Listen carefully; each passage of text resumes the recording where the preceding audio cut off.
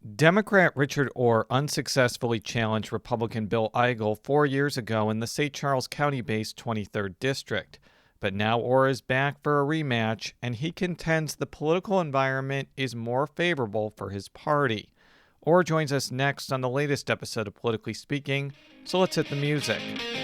This is the Politically Speaking podcast, the definitive show about Missouri politics. It's a little complicated in Bolivar because there is a Parsons family there. But we also knew that it was important to make sure that we got to where we needed to go. You know, if you walk in a room and you're getting ready to make a decision and everybody in the room looks like you need to stop. And right now what happens in the United States Senate is as critical as anywhere else in the country. I really want the state to succeed. Well, we want everybody to know that we're all working together. I just worked hard to try to build my name where I didn't have the money.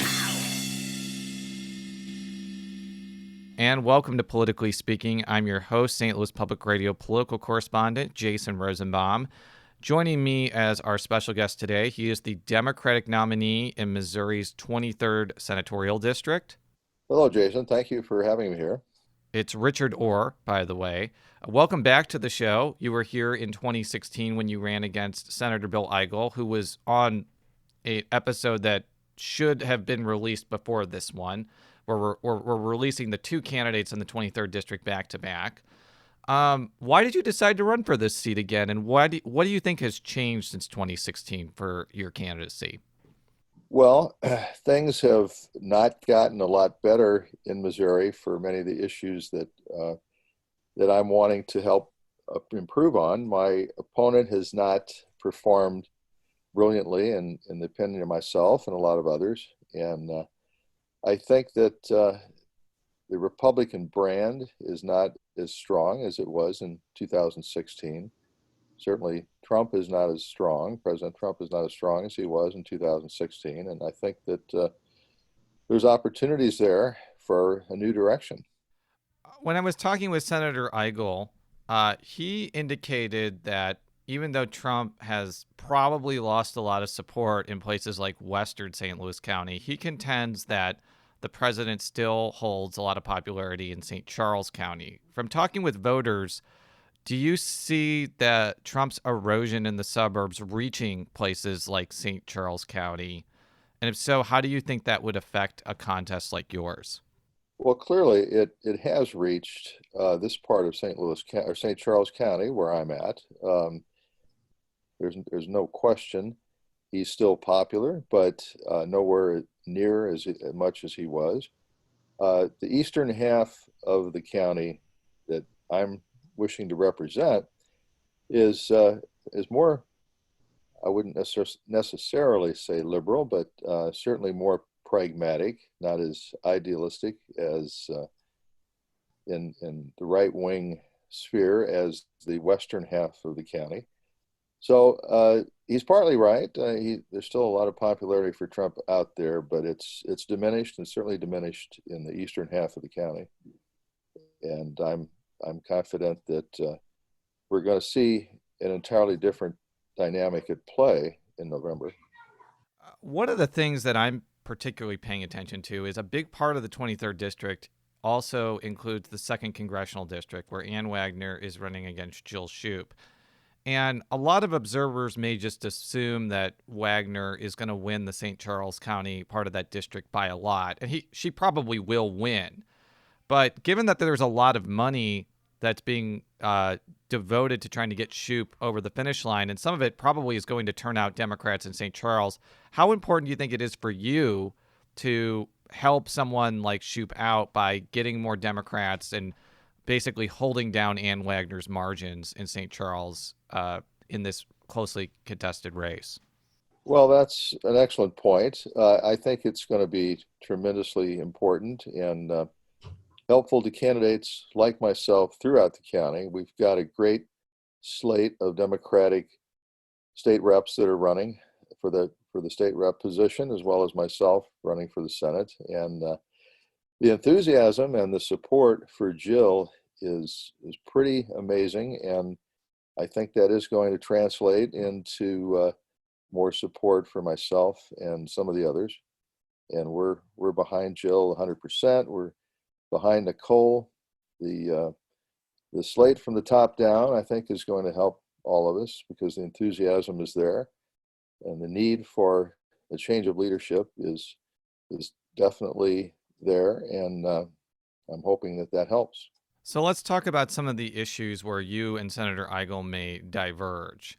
One of them, most likely, is right to work, which is a term that proponents use to describe a policy that bars unions and employers from requiring the payment of dues as a condition of employment. A periodic disclaimer: I am part of a labor union because I am an adjunct instructor at Washington University. So I just want to make sure our listeners know that before we talk about this topic. Senator Eigel is a supporter of right to work. He's talked about it on our show before. What's your position on that issue? Well, that is one of the major areas where we diverge. I'm proud to have had a lot of support from some of the unions around the state because of my strong anti-right to work position. Right to work is a terrible method whereby employees can freeload off the members of the unions that are paying their dues and doing the work, supporting the union, trying to help fellow members. But with right to work, it allows others to come in and reap all the benefits without any contribution whatsoever. It always amazes me that Republicans talk in favor of right to work when usually they're the party where people are expected to take care of themselves and build on being self-sufficient and not want to ride on the backs of others, which is what right to work does. So I expect it to rear its ugly head again if the Republicans maintain their supermajority in the legislature, and I hope that I'm there to help prevent that.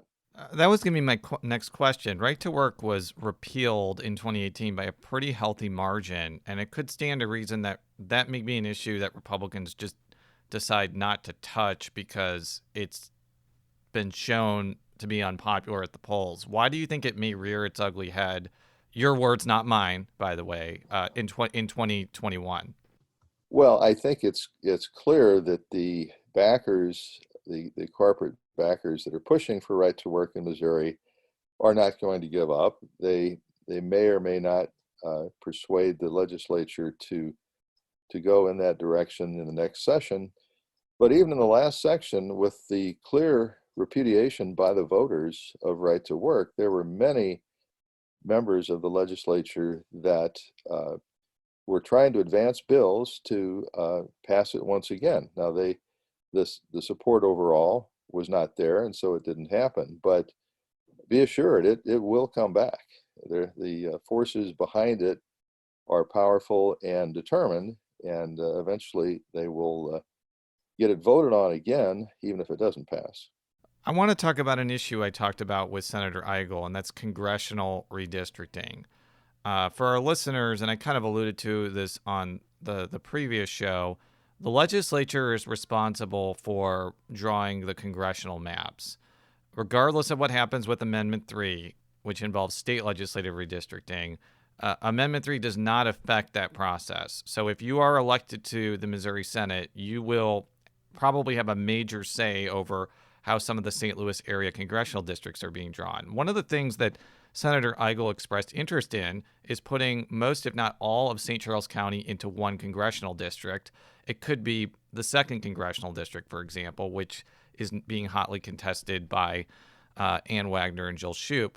On one hand, I think that that's been a goal of a lot of St. Charles Republicans from a purely regional perspective because they want to have a foothold to have a representative in Congress. From the Democratic perspective, though, especially if you put all of St. Charles into the 2nd congressional district, especially if Jill Shoup wins, that may make it very difficult for her to win re-election. Given that this is going to be top of mind in just a few months, what's kind of your perspective on how congressional redistricting should go next year? Well, I would not be in favor of a move like that.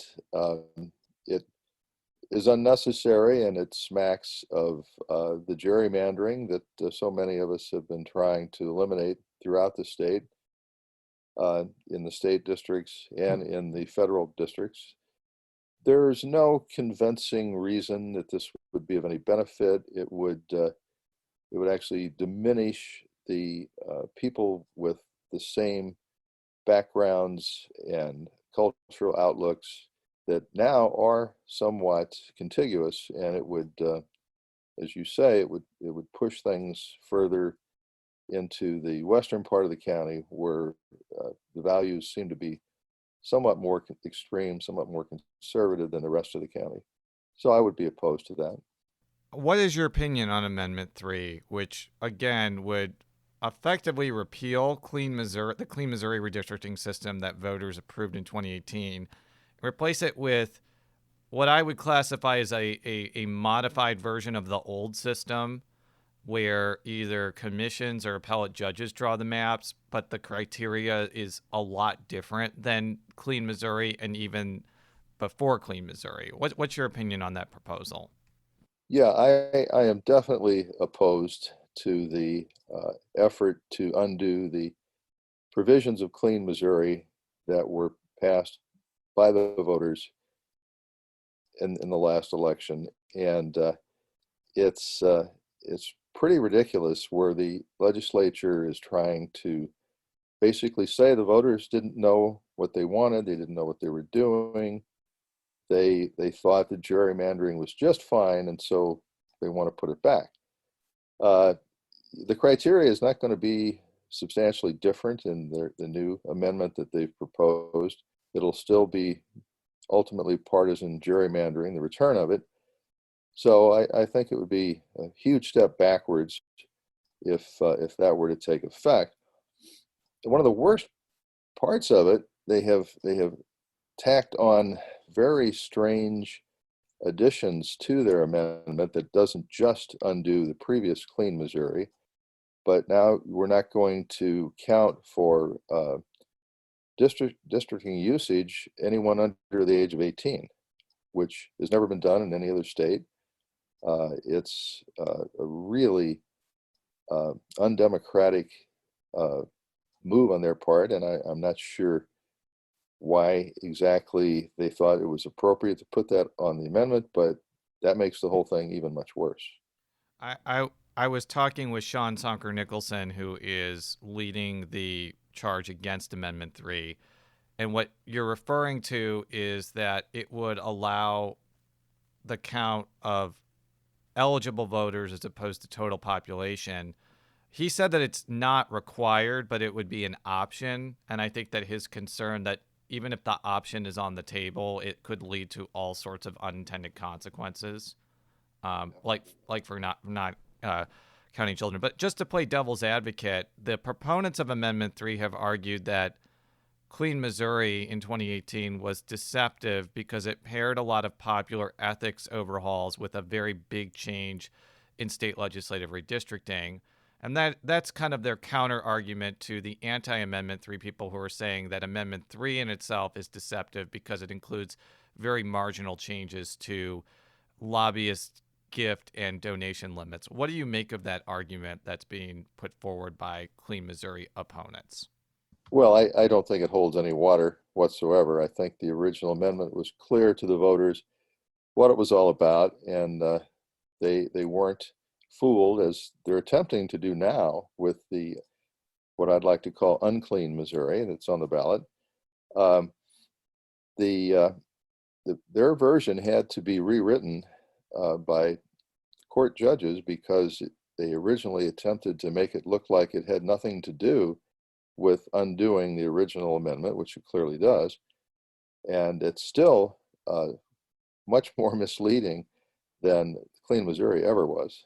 So hopefully voters will see through this as just an attempt to go back to partisan gerrymandering. Most of the focus on ballot initiatives is focused on Amendment 3, but there is another amendment that would place term limits for statewide officials that aren't already term limited, like Attorney General, Secretary of State, Lieutenant Governor, and Auditor.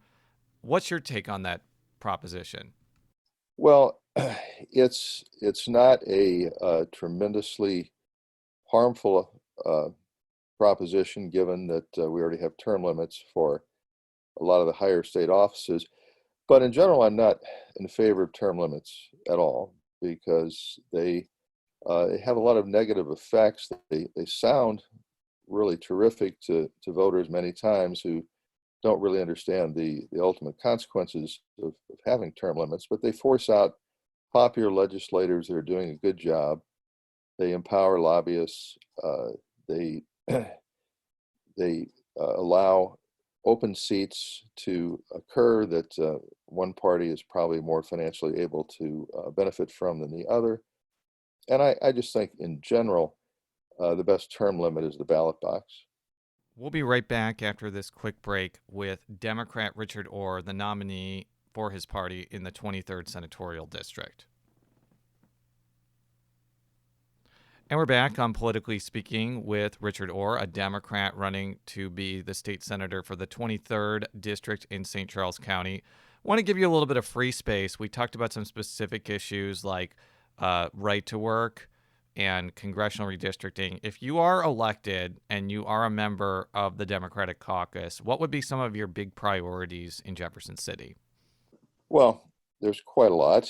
I want to continue to focus on Medicaid expansion. That was passed and will hopefully take effect if something doesn't happen to the Affordable Care Act at the federal level.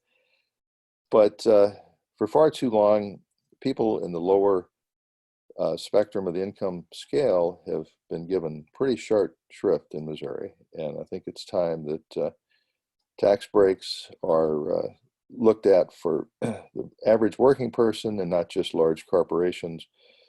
One of the last Republican-backed tax cuts that were implemented in Missouri gave 5% tax cut to corporations and 0.5% to individuals and families, which I don't think is the right way to go. And it's also creating great stress with the budget in Missouri, and cuts are constantly being made to programs and services that people need, and schools. I want to fully fund schools. That's going to be a large part of what I plan to work on and contribute to if I get to Jefferson City. Gun legislation is something that's a pretty hot topic, and most Democrats like myself, our positions on guns are widely distorted by the opposition. Nobody, including myself, is planning to take anyone's guns. I wouldn't let anyone take mine, and I'm not going to take anyone else's. I would just personally like to go back to the system we had before 2017, or 2016 actually, where you had to have a simple permit and you had to have a modicum of training in order to buy a handgun and conceal carry it.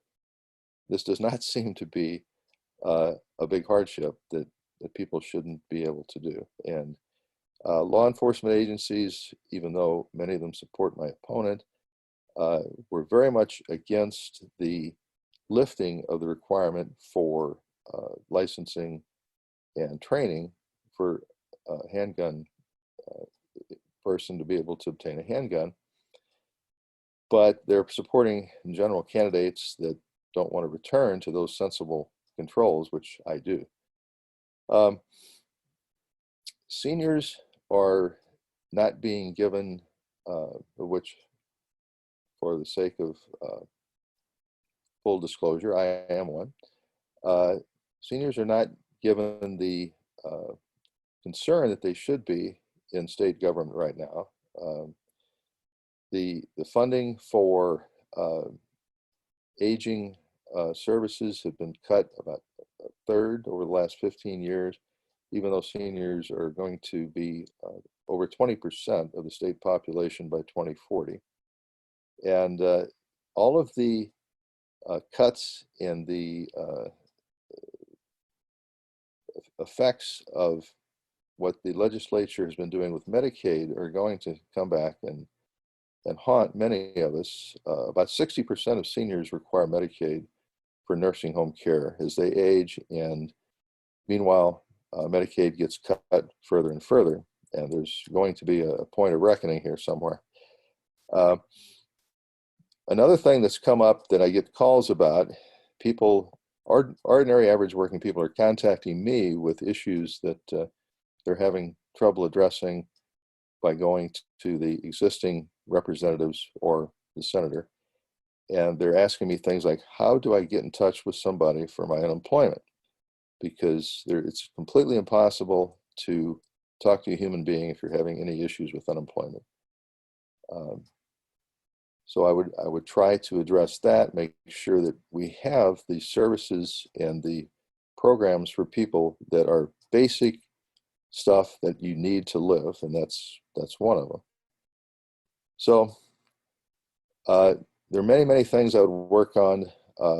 I'm the father of a serving member of the armed services. My daughter has been in the Army for 17 years.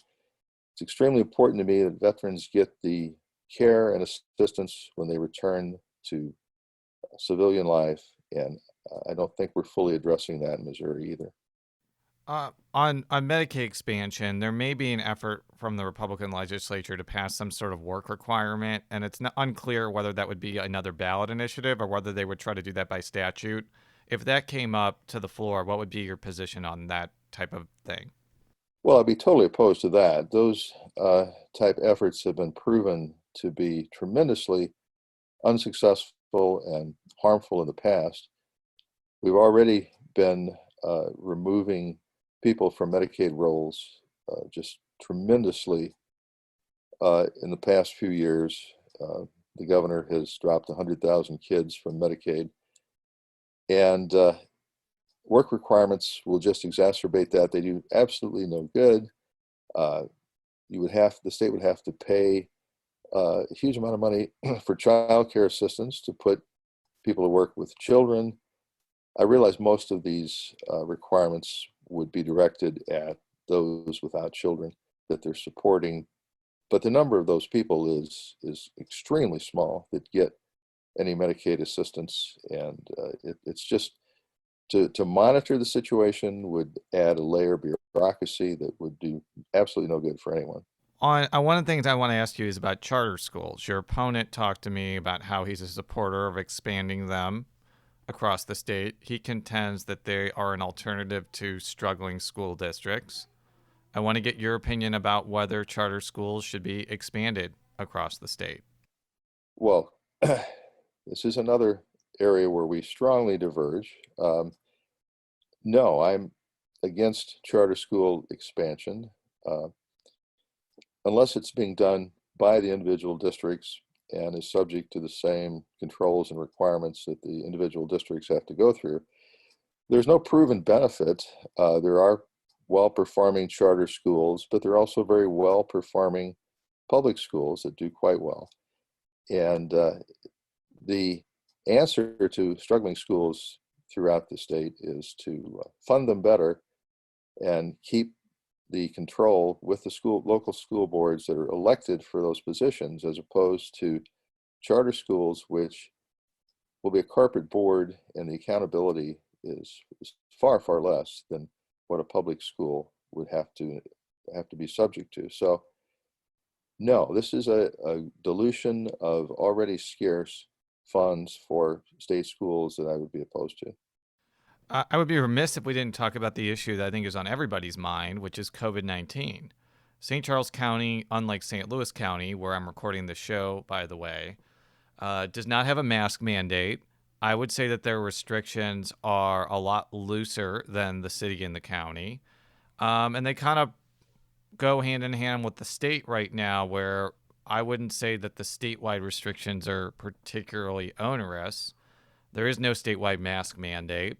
What would you do differently if I know that?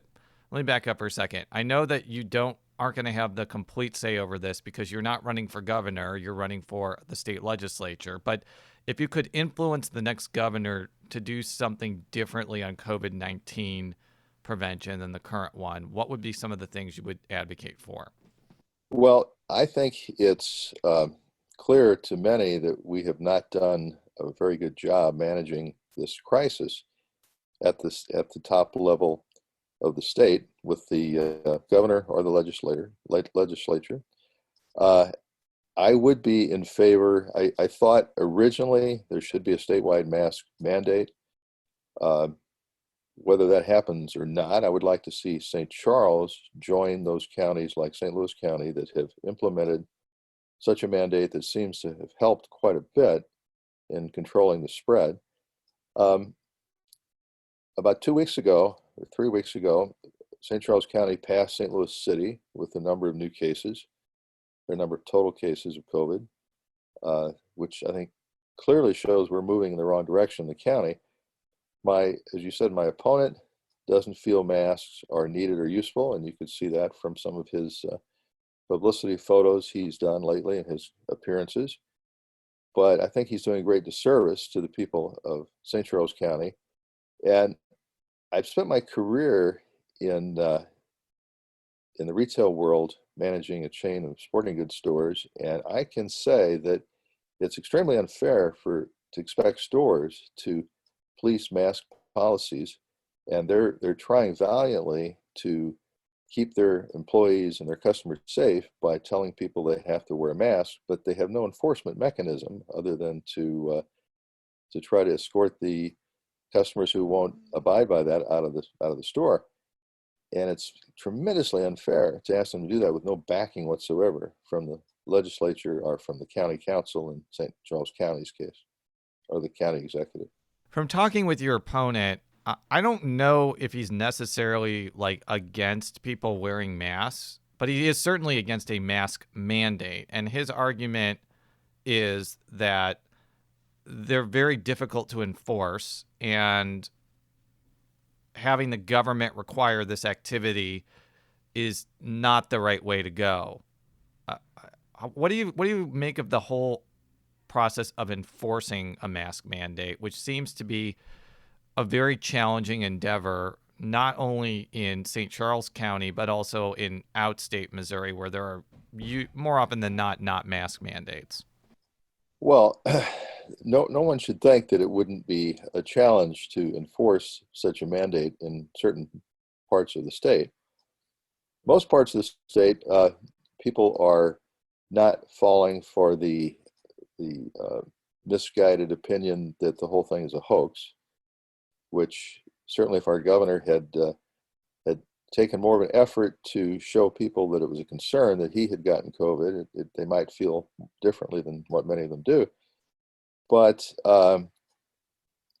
the idea that law enforcement can't enforce a mandate or a law is very selective, it seems, for Republicans. They really like to pass laws against all manner of things that they don't agree with, but every time something comes along that they think is not what they want, then they say it can't be enforced. Gun laws, for instance.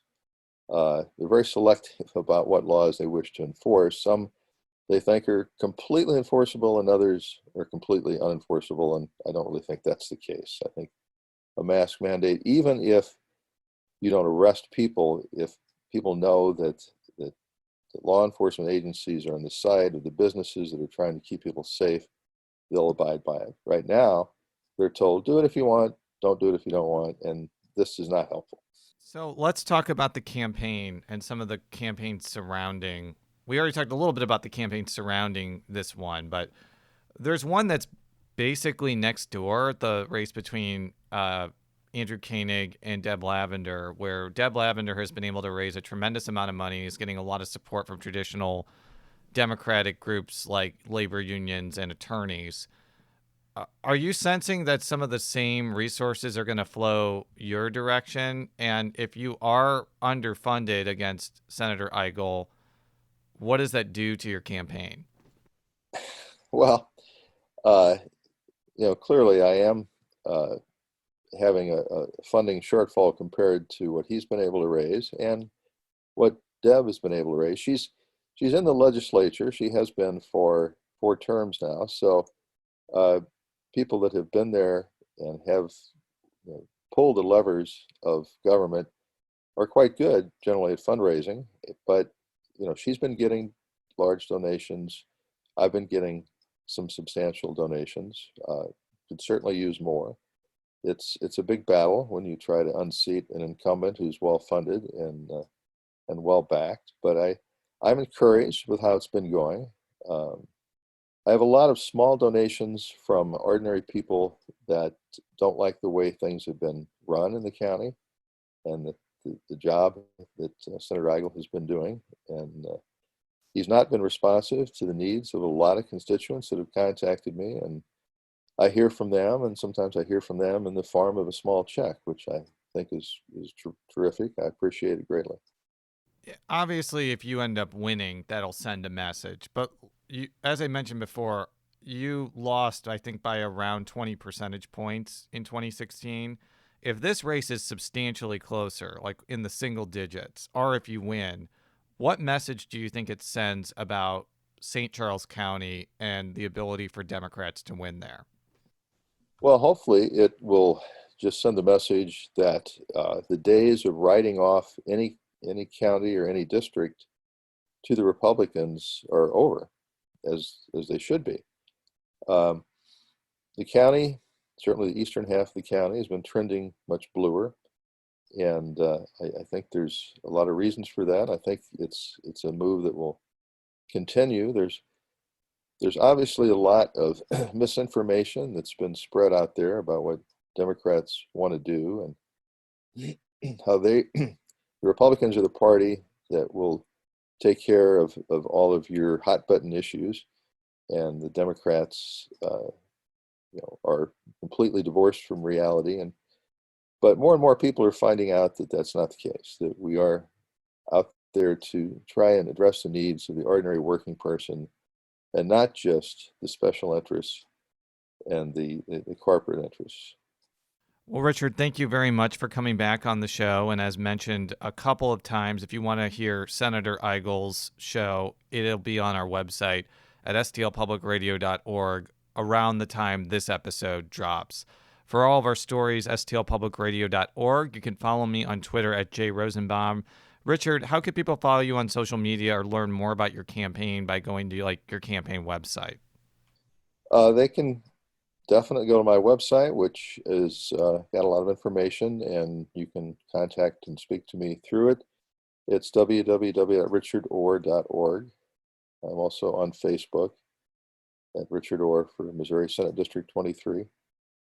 So I would recommend they go to my website and let me know what they think. Thank you very much. And until next time, so long.